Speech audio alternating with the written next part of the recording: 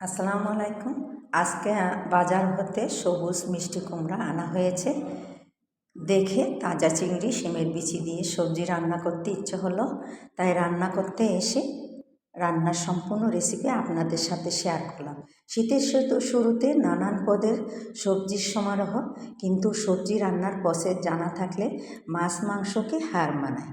এবার আমি আপনাদেরকে দেখাচ্ছি মিষ্টি কুমড়াটা। দেখেন অনেক সবুজ, দেখে আমার খুব ভালো লাগছে, তাই আমি সাথে তাজা চিংড়ি মাছ ভুনা করে নিয়েছি, সাথে শিমের বিচিগুলো ছিলে নিয়েছি। এবার আমি মিষ্টি কুমড়াটাও ধুয়ে কেটে নিব।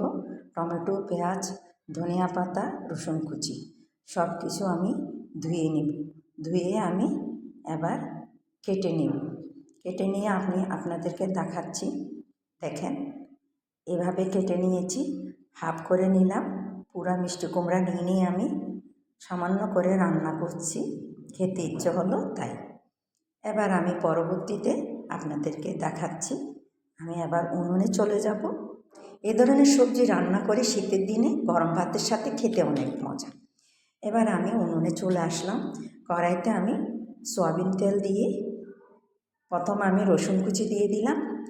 রসুন কুচি একটু ভাজা ভাজা করলে ফ্লেভারটাও ভালো আসে। এরপরে আমি পেঁয়াজ কুচি, টমেটো কুচি দিয়ে 1 চামচ হলুদের গুঁড়ো দিয়ে দিলাম। হলুদের গুঁড়া দিয়ে 1 চামচ আমি লাল মরিচের গুঁড়ো দিয়েছি, সাথে আমি টালা জিরা দিয়েছি। সামান্য পানি দিয়ে একটু ভাজা ভাজা করে নিব। ভাজা ভাজা হয়ে এলে, অনেকটা ভাজা ভাজা হয়ে গেছে, আদা বাটা রসুন বাটাও দিয়ে দিলাম, 1 চামচ লবণও দিয়েছি। আবার ভাজা করা চিংড়িগুলো দিয়ে দিলাম। আবার চিংড়ি একটু ভালো করে নেড়ে নেড়ে নিব। এবার আমি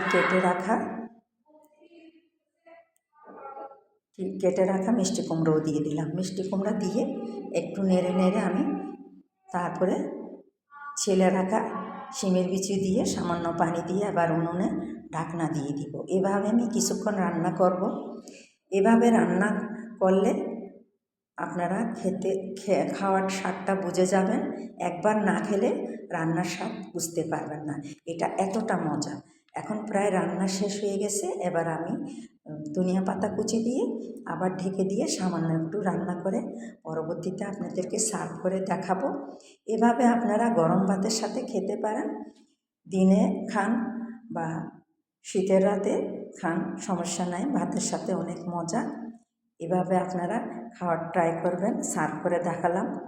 আপনারা এভাবে রান্না করে খাবেন। ভালো লাগলে লাইক, শেয়ার, সাবস্ক্রাইব করবেন।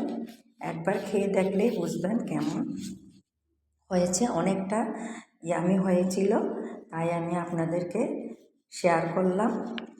পরবর্তী ভিডিওর আমন্ত্রণ জানিয়ে এখানেই শেষ করছি। আল্লাহ হাফেজ।